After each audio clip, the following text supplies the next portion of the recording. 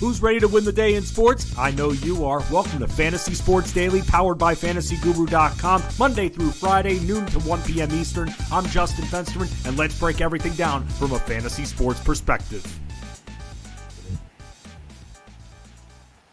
What is going on, everybody? Good morning, good afternoon, depending on where you are. Welcome to Fantasy Sports Daily here on the Elite Plus Network, powered by the good old FG, FantasyGuru.com. My name is Justin Fensterman. You catch me every single Wednesday here on this program, noon Eastern. Ray Flowers, Monday, Tuesday, Thursday, Friday, a free stream for all of you, just talking about everything that we've got cooking at FantasyGuru.com. As I always tend to do, I tend to head into the basketball realm a bit on Wednesdays. And that's what I'm going to do because for now we still have basketball. But as the NBA season sets, going to talk about some of the other sports, going to bring on some of our other analysts we have part of the site, going to talk about some of the other live sports going on that you can wager on. And I'm going to make sure that you have every opportunity to win. You know, I've been wearing jerseys on this show a lot lately, and I opened up the drawer this morning and I saw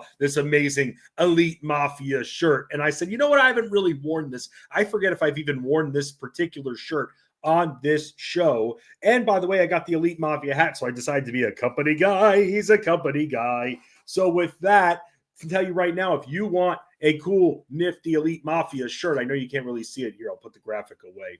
The Elite Mafia shirt, you get that. There's another Guru shirt that looks like you're a member of the New World Order from back in the day, from wrestling, for all those winners out there that watch wrestlings, and even the winners, and some would say losers like yours truly, that still watch. I know that our hockey guy, Jorge Pucks, is with me on the wrestling front. He even went to WrestleMania. He went to WrestleMania, and then the next night, he went to the Vegas Golden Knights playoff game.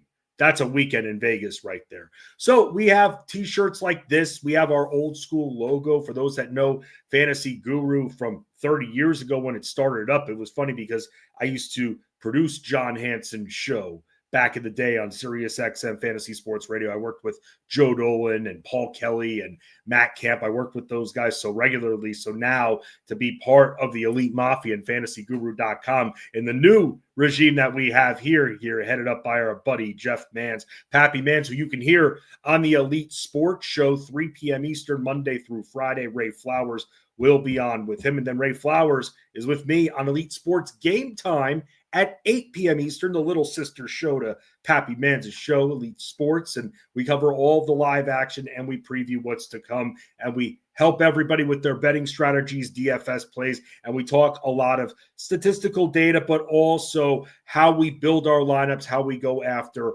our bets. So that's really what we've got going on here. And I will also say this, that we will continue to be putting up content for NBA at FantasyGuru.com. You can give me a follow, by the way, on X and also Instagram and TikTok as well at Fensty Sports, FENSTY Sports. I keep my bets exclusively for our subscribers as part of FantasyGuru.com, and that's why you should join and get the VIP Platinum plan and just get everything we have to offer, including all of our baseball, all of our football coverage that we have, basketball. You get everything, and you could be part of the Mafia. There's always activity going on when there's sports present. Also, though, for those that love dabbling into baseball, let me just say this, because he's not going to say it himself. He's a little bashful. Wink, wink. No, he's not that bashful. He's Ray. You know, you love the Oracle. We all love the Oracle very much.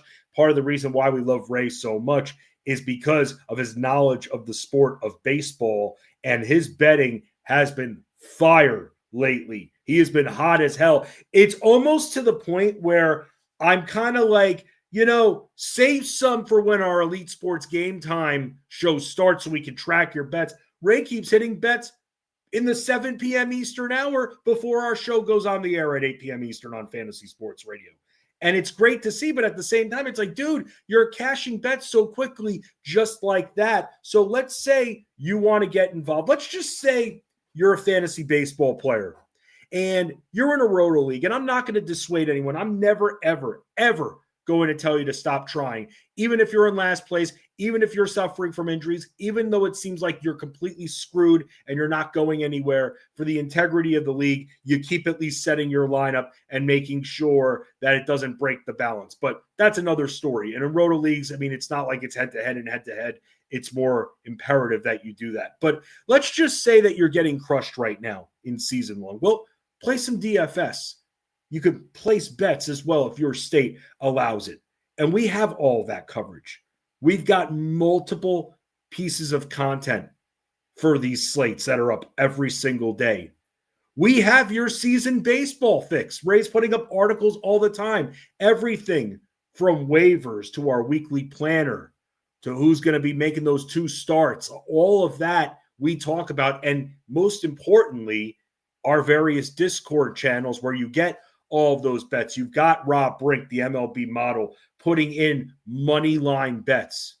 You've got Ray putting in his hitting props. You've got Scott Bonder putting in his dong detector home run props. You've got Jeff Manns with his alt line parlays. You've got Ted Schuster hanging out, placing bets in there, doing some mix and match parlays too. There are just so many opportunities for you to win in baseball. For me, I'm even starting to look at my pitching props to bet, and I'm still in what I call training camp for another few weeks. But on this show, I'm going to be giving a few props that I'm interested in, and then I'm going to thread the needle at night. And on Fantasy Sports Radio, I'm going to present, as I've been doing the last few nights, I've been presenting Ray with some pitching props because Ray really only likes to do the hitting props. That's his jam. That's how he feels. That's where he's most comfortable. For me, I'm more comfortable in the pitching props. And so it's cool to get Ray's perspective because mainly what you see are those hitting props. So it's good to get Ray's perspective on expectations for pitchers. So for those, by the way, that think that, and I get this a lot on X, again, at Fensty Sports, that we don't do enough season-long content on Fantasy Sports Radio for those other sports. We don't do enough. We do a lot. First of all, if you have a season-long fantasy baseball question, Ray is in there in that Discord channel all the time answering those questions. We don't have one for NBA. However, anyone that goes into either our NBA betting or DFS NBA Discord at Fensty right there, for those that are part of the Elite Mafia, if you have a season-long question, ask the season-long question. Football, we do a ton of season-long content. We've got dynasty rankings that are up right now, sans the draft. We've got it all covered for you. And that's why it's not just a sales pitch. It's to make sure that you know where you have an opportunity to win. So I go full circle in saying that if you love baseball and season-long fantasy baseball isn't going well for you, well, now's the time to join because the rest of the season, as you see right here, $79, you get everything. All the bets that are put up there, and there are a lot of them daily. DFS content, a lot of pieces for you. Also, they help you learn how to track those trends. And then season-long content too. All for under $80 for the rest of the season right now. When you go to fantasyguru.com and sign up for any of our plans, this being one of them, it is a great package. And also the other thing is that I can speak on behalf of Ray. Ray is very passionate, not only about baseball, but about what he does, the calls he makes, the plays he writes up, the player profiles that he writes up. He takes it very seriously.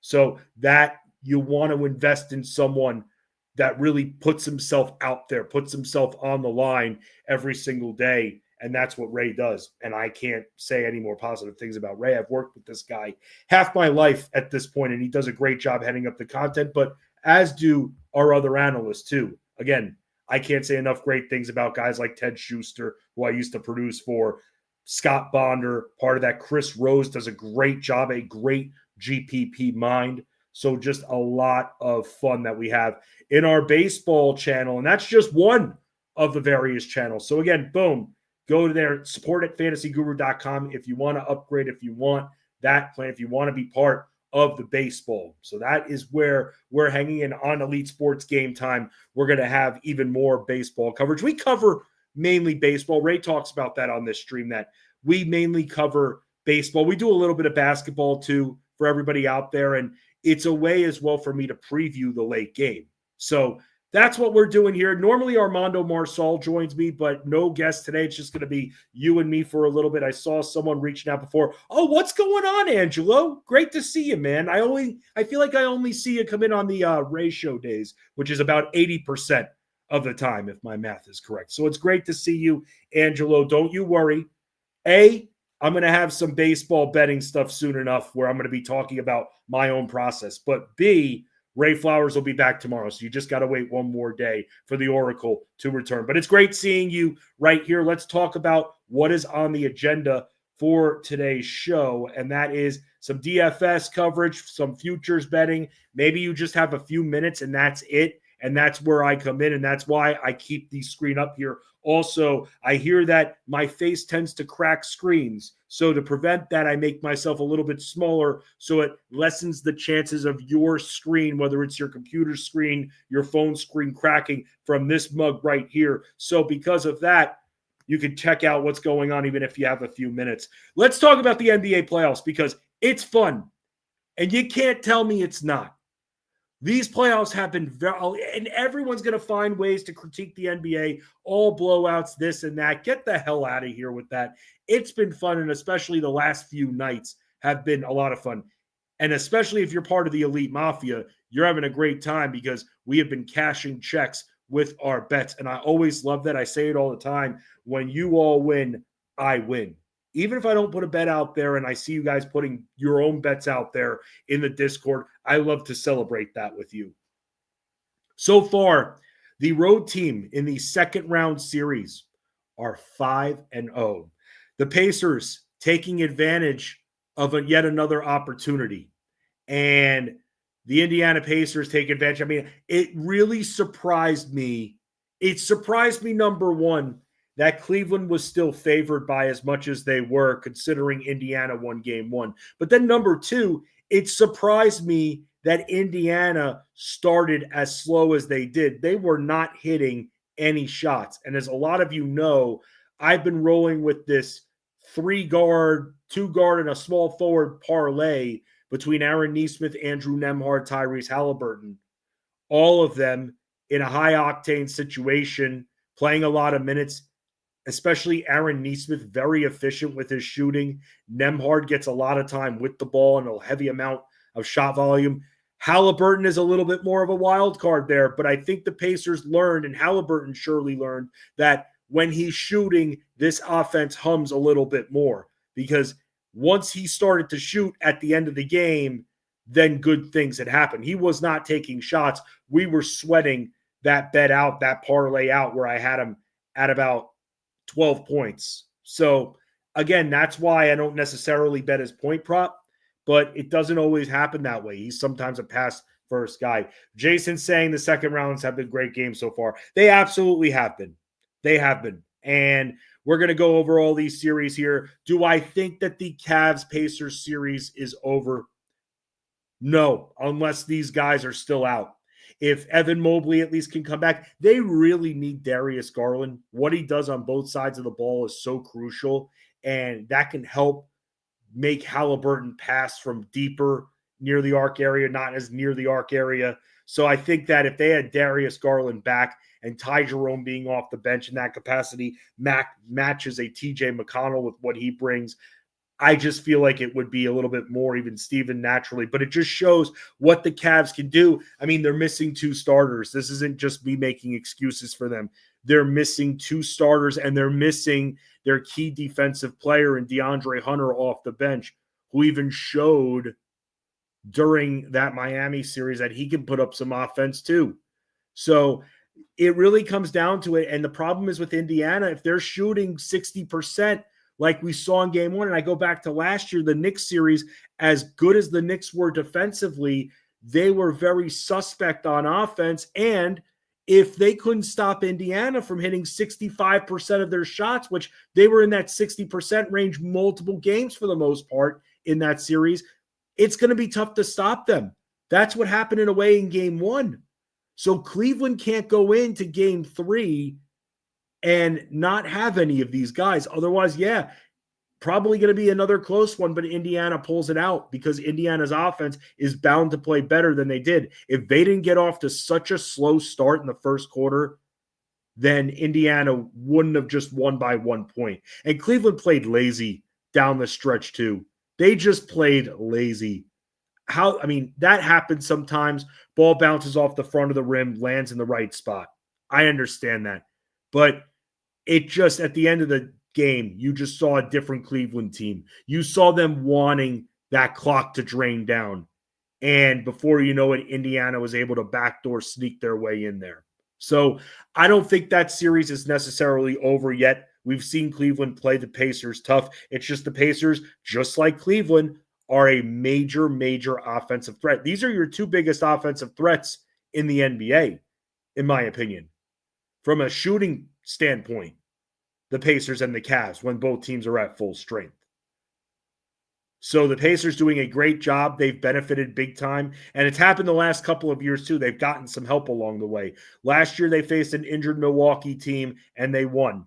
Then they played the Knicks, who lost 3 guys throughout the series, including OG Anunoby, who's such a key piece for them. So they lost him for most of that series, lost Josh Hart towards the end, lost Jalen Brunson in Game 7. And now this year they play the Bucks again, and they beat the Bucks.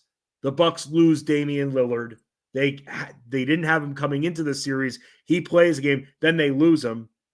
And now they're playing this Cavs team who last year they were having some injury issues in the playoffs. This year, once again, they absolutely are. So we're going to have to wait and see what ends up happening. And that's why, from the DFS standpoint, maybe before putting a core 4 out there, that's why we're all just going to have to hold our breath. But luckily for the series standpoint, because I always want more basketball, the Cavs do get the extra day. Let me check that while I'm with you, because we are having a lot of 2-game slates. Like tonight, we have a 2-game slate we're going to talk about.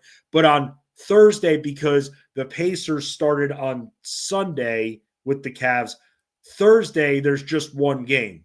So Indiana-Cleveland has an extra day of rest, which benefits Cleveland big time to try to get somebody back out there. And it's very discouraging seeing Darius Garland still banged up and almost like downplaying the injury a little bit to the toe, but he really can't put pressure on it at this point. He can't go through warmups. So that's a problem for Cleveland right there. A major, major problem. And I'm sure they can use Evan Mobley, who had a very nice Game 1. So I don't think the series is necessarily over just yet, but Cleveland is going to need to put on a display, and they're going to have to somehow find a way to keep Indiana from getting hot throughout the entire game if they're going to be able to win this series somehow. I want to apologize in advance. You know what? Before I talk about that, I'll talk about, before I apologize in advance, let's talk a little bit about the Minnesota Golden State series, because that is a major letdown for Minnesota. And look, that's great for Anthony Edwards on our rebound prop that we hit last night. Had a big 4-0 night last night. Incredible. It was awesome. But Anthony Edwards was all over the boards, but it took him a while to get going. And this was someone who barely did anything, barely scored a point in the first half, only to end up with, 23 and a zillion rebounds. He just wasn't making an impact. He's talking too much. He just is. He's got to calm down. He's talking to the refs way too much. Dante DiVincenzo, I don't know what's up with him, but he needs to start hitting some shots, man. This 3 for 11 bull crap is just unbelievable. I mean, he's better than this. I don't know what it is. I don't know if he trusts his own offense right now, but it's just been bad shooting game after bad shooting game. But in a way, it'll keep the price down a little bit for DFS, because he will help out in other areas too. And every little bit with a low-valued guy like that helps. A lot of people thought they were being cute going after Mike Conley. I saw why. To me, it was more DiVincenzo, so I trust DiVincenzo more. Naz Reid hurt his leg, but then came back, and you saw what kind of impact. He does well against the Warriors. And I'm not on the write-up. We're not going to have a write-up tomorrow. We will have someone in Discord helping out for those that want to play Showdown. But Naz Reid is someone to consider for Showdown, because even though the Timberwolves have a ton of bigs. So, I mean, remember, they're rotating Naz Reid, Rudy Gobert, Jaden McDaniels, Julius Randle. That's a lot of players to be rotating for 3 spots, and essentially for a lot of these guys, 2 spots. But the problem for Rudy Gobert, and we saw it a little bit yesterday, Rudy Gobert is going to be schemed out because the Warriors are going to run smaller lineups at times. And Rudy Gobert is going to be on the bench because he's not as quick. They're going to have Naz Reid in there, who's going to be keeping up more. They're going to have McDaniels in there. They're going to have Randle in there. They want those guys in there. They're quicker. They can keep up. And if the Warriors are not burning you in the post, which they're really not going to do, I don't really see them really burning teams in the post. Although I will say this, and this was something maybe I should have considered last night. Draymond Green had 18 points. And I think now that we won't have Curry, because from the reports that we're hearing on his hamstring, Steph Curry in the second quarter straining his hamstring, sucks for Golden State. Good thing they still won because Minnesota couldn't put up the offense. But if Curry's going to be out, they need somebody else to score besides Jimmy Butler and Buddy Hield. And that's where Draymond Green is going to start taking more shots. So let's not forget that as good of a defender as Rudy Gobert is, you can score on him. You can score on Minnesota's interior. You can get by Julius Randle. He's not a good defender. So Draymond Green is somebody else for a lower value player tomorrow to consider. I mean, I don't know how tomorrow night. I mean, you find a way to get Anthony Edwards and Jimmy Butler in there, and then you figure it out after that. Whether you probably then – here's what you can do. I mean, Spencer, I feel like, is going to play more minutes, but Gary Payton's defense is going to be needed. So that's where you go, I think, for a value play. I think you go there. A lot of people will look to flock to Jonathan Kuminga. I think he's a wuss. I think he's soft. I had a good comp for Jonathan Kuminga. You know who I said reminded me of Jonathan Kuminga? And I don't know why. I watched a random clip on this guy. Also pretty soft in the post. I'll say this, though, maybe a little bit more of a rebounder and a bigger body than Kuminga. But he reminds me, and I want to hear a comment if you guys remember this player, Charles Smith, the swing man. Did he go to Pitt? May have went to Pitt. He was on the Clippers. He was on the Knicks. He was on the Spurs, and he kind of sucked. Like, he wasn't that good. He was pretty soft. Can he hit you an elbow jumper? Yes. Can he grab you a couple rebounds? Yes. Did he choke in big game situations? Yes. Did he not come through and camp out, hiding behind the arc and not attacking players that are bigger than him? Absolutely, he did that. So I was thinking about that last night as I was watching Jonathan Kuminga, who I thought, man, I used to be the Jonathan Kuminga defender. I didn't think Steve Kerr. I thought Steve Kerr had a bias against rookies. That's why. And I get it. When you have a championship-built team, rookies can look and be viewed a little bit differently. You've got the core. Who's this Snoopy? Let them develop for a few years. So I get it from that standpoint. But then, I mean, he wouldn't commit to James Wiseman. We can go up and down the Warriors draft picks. He wouldn't, not all of them, but wouldn't commit to James Wiseman, wouldn't commit to a big man. Jonathan Kuminga, he would not commit to. It took him forever to bring Klay Thompson in off the bench. But Jonathan Kuminga has not been anything special. He hasn't. And he's probably going to benefit a little bit more by naturally getting more minutes. But at the same time, I'd rather say that you guys should look at Podziemski than worry about Jonathan Kuminga. Really, to me, the only player you can trust for value off this team's bench is Gary Payton, and he's going to be playing 20-plus minutes because of that defense.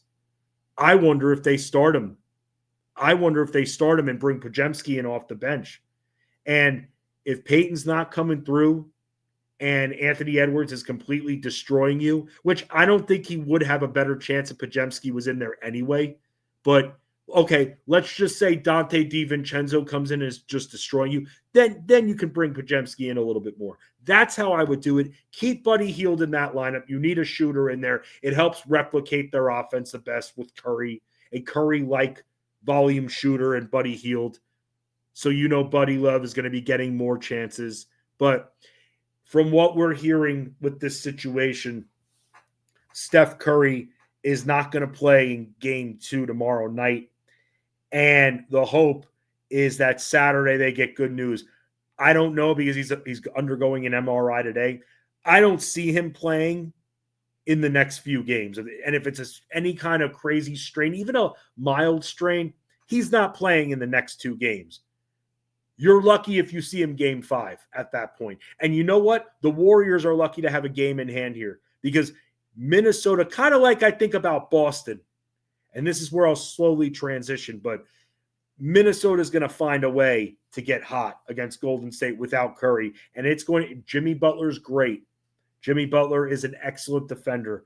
Jimmy Butler is a good, for when he wants to be with the team, a glue guy on the court. On the court. I'll say that specifically.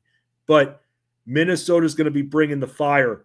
And Anthony Edwards going to be expected to shoot better. You don't want to go down 0-2 and then have to go back to Cali for the next few games. Could say the same about Cleveland right now, but yeah. So Minnesota's going to bring the heat, let's just say. So the apology I was going to give before, I am so excited that Knicks fans all around are so excited to win game 1 after the way they looked against Detroit. To win game 1, I don't want to call it a miracle, but it was pretty much a miracle. And it took Boston shooting 35% from the field and missing 1.5 million threes in order to outlast them in overtime.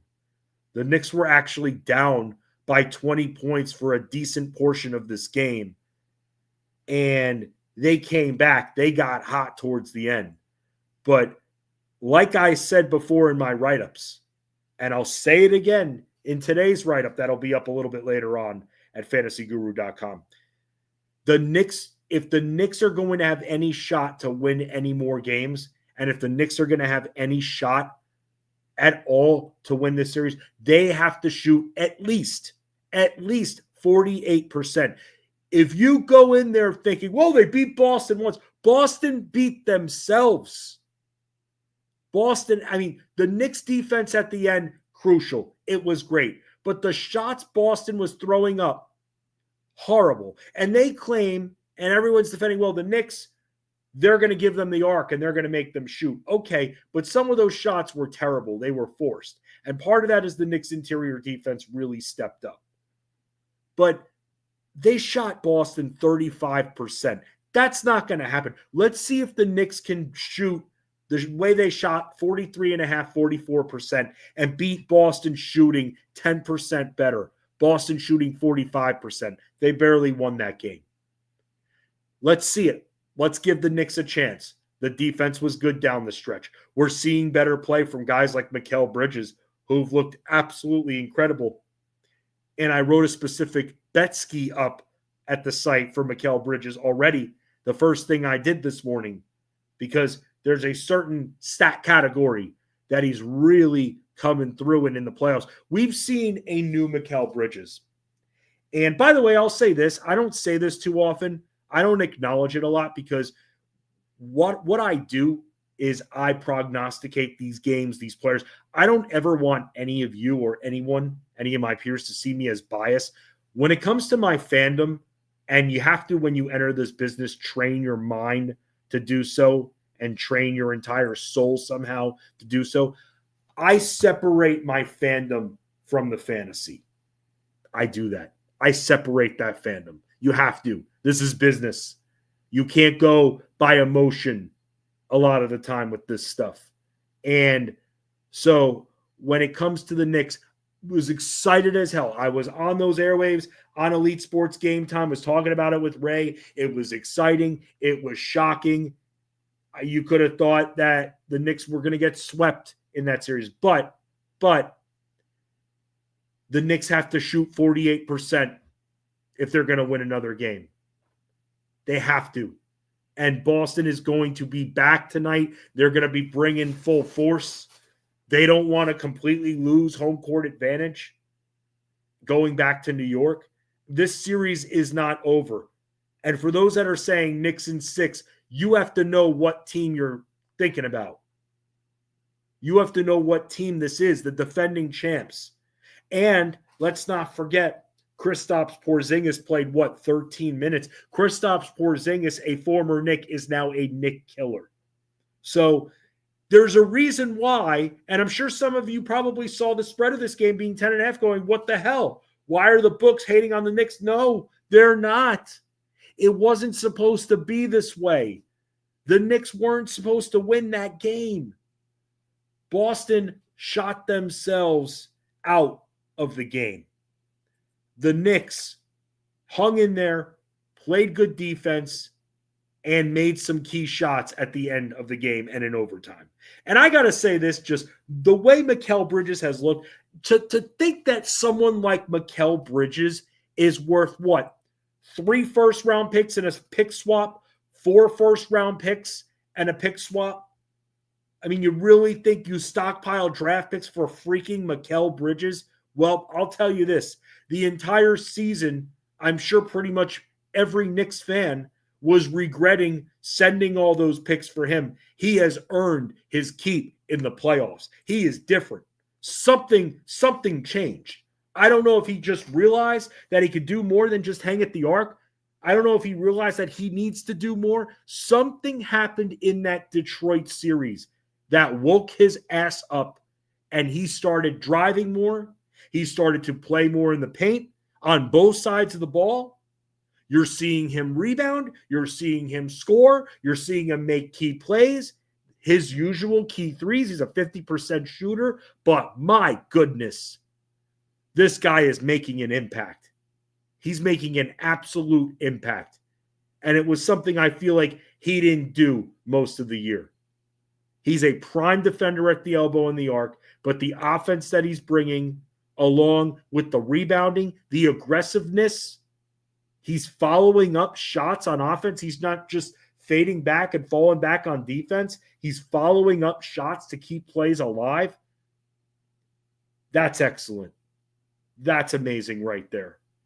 And he's turning into a constant. And that's why you could put a little bit more trust into a guy like Mikal Bridges. So for those that are Knicks fans out there, that's what needs to happen. The Knicks need to shoot 48% unless they count on Boston shooting under 40% again. I wouldn't count on that. I wouldn't count on that at all. Jayson Tatum, to me, safest option to pay up for at this point. You know, if anything, he's going to be fully determined. We'll take a high shot volume. Normally rebounds well against the Knicks too. So Jayson Tatum is the player of focus on either team. Other guys that you can look at from this particular matchup that look at, man, and Knicks fans are going to hate me for saying this, but would it really surprise you if Boston was up by 15, 20 points for most of this game? It wouldn't surprise me at all. It wouldn't. And trust me, I put a little parlay involving some of the Celtics starters up, and trust me, it's a little nerve-wracking thinking that if this game gets out of hand, their minutes will be cut. So the Knicks give up a lot of scoring to guards, and we saw it happen once again in game 1, despite the bad shooting. So we can focus on Jayson Tatum and the guards. I'm not messing when it comes to the value plays. I will mess with Porzingis. To me, you could go with anybody pretty much in this starting lineup. Jaylen Brown, I mean, I see the trepidation with Porzingis, but look, he was sick. It's not like he sprained his ankle. He was sick. So if he's deemed healthy, he's deemed healthy. So that was weird reporting, by the way. Didn't hear that at any point while I was sitting here writing the article, writing bets in Discord. Didn't hear that he was sick leading into the game. So the Celtics beat reporters out there, if there are any, they might want to let us know if this guy isn't 100%, because Kristaps Porzingis, like I said, he crushes the Knicks. And Karl Anthony Towns better be ready to work. Forget the offense, the defense, because they're going to have to stop him. He was 0 for 4 before leaving the game after 13 minutes, and the Knicks could isolate him at the arc, but it's going to be tough, man. It's going to be tough. So For me, you could put some trust into Porzingis. He'll barely be owned, in my opinion. But really, your most trustworthy options for Boston are Tatum and then the guards. And I mean both White and Drew Holiday. So I haven't decided yet with the core how I'm going to handle it. But, how I handled it the other night was I actually just really went after the other game. So that's kind of where I'm looking again, because that game's going to be a high-octane, fast-paced environment. We saw in the Oklahoma City-Denver game a very nice back and forth. Weird at the end that Denver was able to win that game. Oklahoma City just let go of a lead, and you don't see that often from them. And they just kind of let go. And I'll say this, Hartenstein kind of being schemed out a little bit too for smaller lineups at times. I find that very interesting as well. So we'll have to see when it comes to this series if OKC can tie it up. Denver's got some experience. OKC still wins that depth battle. So that's why I was looking at guys. And yeah, I'm going to be back on Russell Westbrook again until he proves otherwise and has a 2-point game shooting 1 for 10 from the field like Ty Jerome last night. I'm going to continue looking at Russell Westbrook for DFS as well. He's going to play 30-plus minutes. And I like that. I like that for value. Aaron Gordon has had a good few games.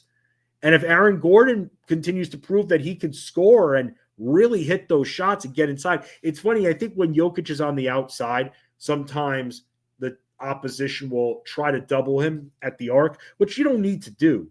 You don't need to double him. I know you don't want him driving, but so someone starts to step up and Aaron Gordon's open on the low block. Someone's got to be open, and Aaron Gordon's open.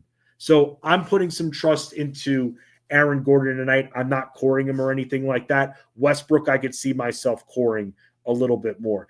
Shai Gilgeous-Alexander, I mean, this is somebody that when you look at this matchup, it's so ideal for him. The game flow is ideal for him. Both of these teams are going to be running at a high-octane pace. He had an amazing 33, 10, and 8 game.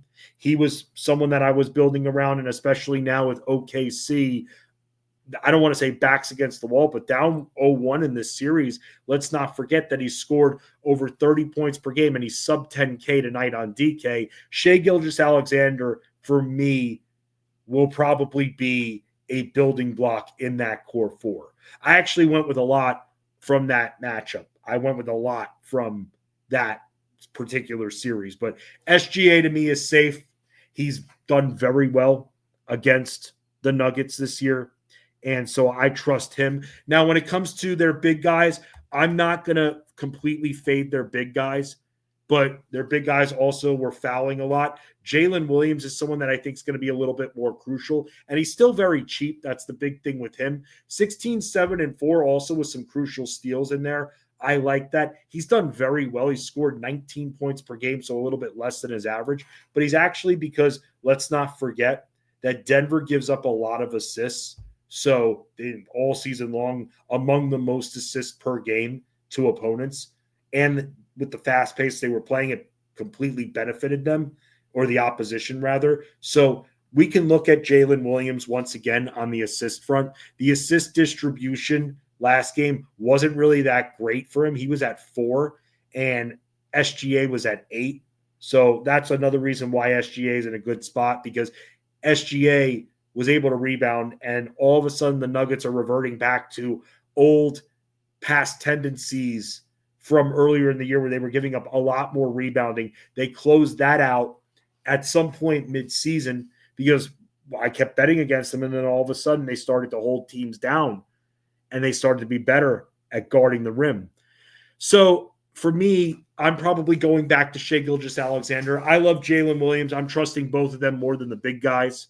I know that Hartenstein in 29 minutes, 12 and 9, we can look at him. He's going to remain cheap. Chet Holmgren's going to be the big one here because I could see him being in that 11 to 13 shot range. But if he's going to block shots, but if he's not going to grab a lot of rebounds, it's going to be kind of useless. So I'm going to give a little bit more trust to Hartenstein. As you saw with Lou Dort, a few of you were asking me about him. You know what you're getting with him. It's really going to be points, and that's it. He's kind of just that bailout shooter on the arc. That's really what he does. He stays at the arc and hits threes. He hit 4 of them. So you know that he's going to still play probably 30 minutes. They're going to need that long-range shooting. And then Alex Caruso. Big victory for us the other night. Remember, guys, this is the NBA playoffs now. You need your seasoned vets to play minutes. That's why they got Alex Caruso, because they saw that how Dallas was cooking them last season in the playoffs. Alex Caruso, a very prime defender, but he can also bring offense too, and he can also shoot from long range. So Alex Caruso, I'm sure, got a few extra minutes because of the shooting, which was amazing, 7 of 12 from the field, 5 of 9 from downtown. So they kept rolling with him. But let's also look at the assist factor too. He took a few away from Jalen Williams and 5 steals in this game. We're going right back to this guy. It's so tempting for me to want to go with my entire core 4 from this game, or even go with my core 4, SGA, Jayson Tatum, and then go with something like Caruso and Russell Westbrook. That wouldn't be bad. Wouldn't be bad at all. I see Caruso keeping a similar role to what he had last game. So I see in this one a lot of similarities, another close game. I do see, a few of you were asking me, I do see the Thunder tying this series up. They just weren't shooting well at the end. They kind of faded away like Cleveland, like Boston in that series. That's what's made the NBA playoffs great, because these series have been excellent. Who do I think, by the way, is going to win the championship? You see on the sheet there, the futures. To me, I did this, by the way, and you guys should consider it as well. You could probably get good odds. I parlayed the Thunder and the Celtics to make it to the NBA Finals, just to make it there. I parlayed that. It was at plus 265 on DraftKings. Might have talked about that last week on this show. I thought those were outstanding odds. I mean, both of those teams are very seasoned and good. I know it's kind of tough. You might even be able, from the emotional factor, you might even be able to get better odds now, because both teams are down 0-1 in their respective series. But that's going to probably change tonight. I do see the other team that didn't win winning. And so that's why, for me, these series are going to go long. We're going to continue to provide all the content at fantasyguru.com that we provide. But those are some of the key players that I like from tonight. It's going to be a lot more emphasis on the Denver OKC game. Again, the optics are better. The defense is, look, I don't want to say that OKC and Denver, for that matter, they don't play good defense, but the game flow and the game environment is going to be so much more there from a speed standpoint than in Knicks Celtics. And we don't know what's going to happen with Knicks Celtics, because the Celtics can come out guns a-blazing and hitting every shot. And before you know it, the Knicks are out of this game now, going back to Madison Square Garden 1-1, which they would take. But the Knicks really showed defensively that they can hold down the elbow a little bit, and that might cause Jaylen Brown some problems, which is why I have more confidence in Drew Holiday, who, by the way, is averaging 16 points per game against the Knicks, and Derek White averaging 18 points per game against the Knicks. Coincidence? I think not. And that's because guards have just been able to beat the Knicks all year long. All year long. Nothing's changed with that throughout the year. I'm trying to even remember. I mean, the Knicks are a lot more vulnerable this year defensively than they are last year at the center spot and at point guard. I don't know what happened point guard. Jalen Brunson just hasn't been as impactful of a defender. But also, maybe I think they also relied on Miles McBride a little bit more. But also the other thing is, at center, Isaiah Hartenstein played a lot better defense than Karl Anthony Towns does. That's a fact. That's a fact. There's a reason why OKC paid him $90 million. I thought it was $90 million to play 17, 18 minutes off the bench. That's why I thought it was ridiculous, but that's why he couldn't turn it down. And now you're seeing that Hartenstein and Chet Holmgren are playing together. And they are deadly when things are rolling right. But as things weren't fully rolling for them and they kept hacking away and getting into foul trouble, Aaron Gordon has found what he needs to do. We've known it his entire career. He's a much better attacker than one-on-one face-up jump shooter. And he can attack the rim, and he can attack it with force. That's one thing we can take away from those dunk contests. He can attack the rim with force, and it's been no mercy for him. It's been not worrying about contact. Michael Porter doesn't have that luxury. With the way his body is and conditioned right now, he can't be attacking the rim as much. It's got to be Aaron Gordon. And down the stretch, he did a darn good job of doing that. We're seeing a lot better. You talk about bully ball that Julius Randle plays in the post. You're seeing Aaron Gordon kind of do that, and you're seeing him use his lower body to muscle his way inside. You can't fully lower your shoulder because the defender on you that's backed to the basket, they're going to see you lower the shoulder before moving forward, and they're just going to stand there and they're going to either flop or they're going to let themselves get hit, so they draw an offensive foul. But if you lower your body and bend your knees a little bit, even while driving like he does, almost like a ducking move, then you could get to the basket. And that's what Aaron Gordon has been doing. It hasn't been these low shoulder block type of things, hoping that the refs swallow the whistle. It's been a lot of up and under. And that's while he's dribbling. And he's been such a big help because of that, because the Nuggets, they don't have a lot of depth anymore. I mean, even when they won the title, I mean, their depth was okay, but it wasn't outstanding. The Thunder, up and down, you talk about someone like a Cason Wallace, even up and down, they've got depth. They've got tremendous depth. And by the way, Cason Wallace at 3,500 didn't really come through last game. But still, I mean, managed to grab a couple of boards, a few assists. Think that if he was shooting a little bit better, we would have had him come through. But I think he's due 4 to 6 shots in this offense. As almost like a punt play, you could go with someone like a Cason Wallace. But overall, I'm seeing both the Thunder and the Celtics tying this series up. Celtics can't play. I mean, the bar's been set. There's no way they can play as poorly or even worse than they did a couple nights ago. As for the Thunder, they've got to finish, and I think that they'll be able to in game 1, sending that series back to Denver. Those series will be tied up at 1. Minnesota and the Warriors will continue tomorrow. That'll be a solo game, and then you'll have the Cavs and the Pacers back set with you on Friday. That's when the 2-game slates will be back. And until we have just solo 1-game slates, we will continue on the nights where we do have 2 games to do our write-ups. I'm on the write-up tonight, and then you'll have Serge Singh for Friday, Saturday, and Sunday on the write-ups there. There's only 1 game, so no write-up, although for those that want to play Showdown, you can just tag us in Discord, and we'll help you set a lineup. Just remember, hard to be unique in that kind of format.